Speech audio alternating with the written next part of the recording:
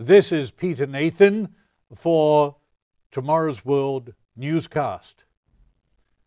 Farnham Street Brain Food is a well-known weblog hosted by Shane Parrish.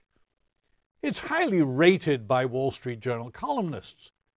Parrish was described by one of them as an individual who thinks deeply, quote, about how human beings can become more thoughtful, patient, and creative, close quote.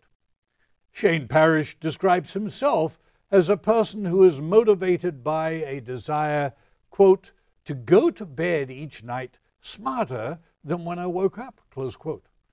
He also desires to live, quote, a meaningful life and become a better person, close quote. We can all identify with and applaud his motivation.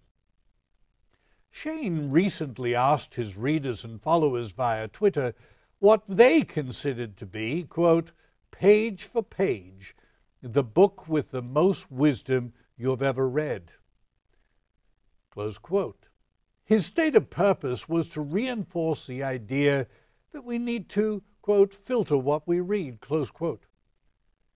He then, on October 14, 2014, published some results of a survey. The responses to the question clearly intrigued him, as he found himself being directed towards books of which he had not previously heard. And not surprisingly, it also appears that this is not the first time he's raised this question in public, with similar results. He expressed his appreciation for the insights given by his readers. The results he received covered works of classical literature, such as the Latin writer Seneca, as well as more recent classics ranging from M. Scott Peck to the children's classic, Dr. Seuss. Also peppering the list were popular titles such as Zed and the Art of Motorcycle Maintenance, and Carl Sagan's bestseller, Cosmos. What he published was clearly not the exhaustive list of all the recommendations, but it intrigued me that among the titles listed by Parrish was one striking omission. Perhaps it was so obvious that he felt no need to include this book, or it had been recommended in previous responses, or some other reason. Still, the absence of a Bible, a book that includes material known as wisdom literature, was very instructive. Have we as a society, and especially the thinking elements of the society, lost touch with the contents of the Bible?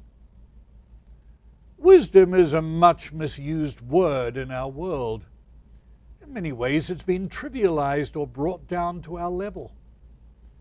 PsychologyToday.com, in its listing for wisdom, reflects this problem when it notes, it can be difficult to define wisdom, and people generally recognize it when they encounter it.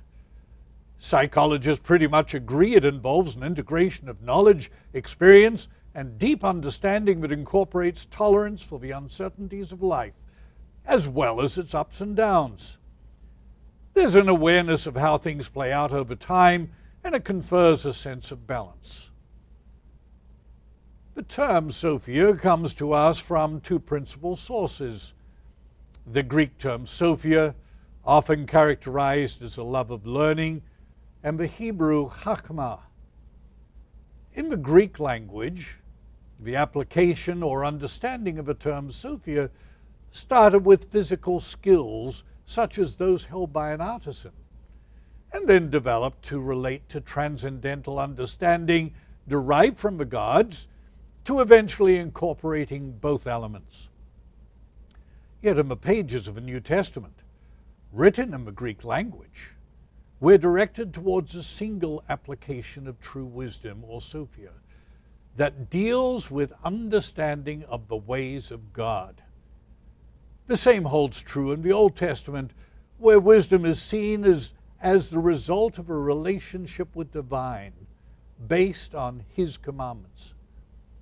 So King David was able to state a concept that is repeated by every writer of biblical wisdom literature. He stated at the conclusion of Psalm 111 The fear of each Lord is the beginning of wisdom. A good understanding have all those who do his commandments. His praise endures forever.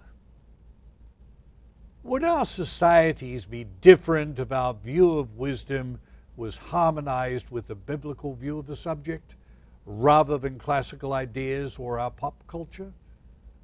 Note the results of this wisdom that James lists for us in the 3rd chapter of his epistle. Quote, "The wisdom that is from above is first pure, then peaceable, gentle, willing to yield, full of mercy and good fruits, without partiality and without hypocrisy." Close quote.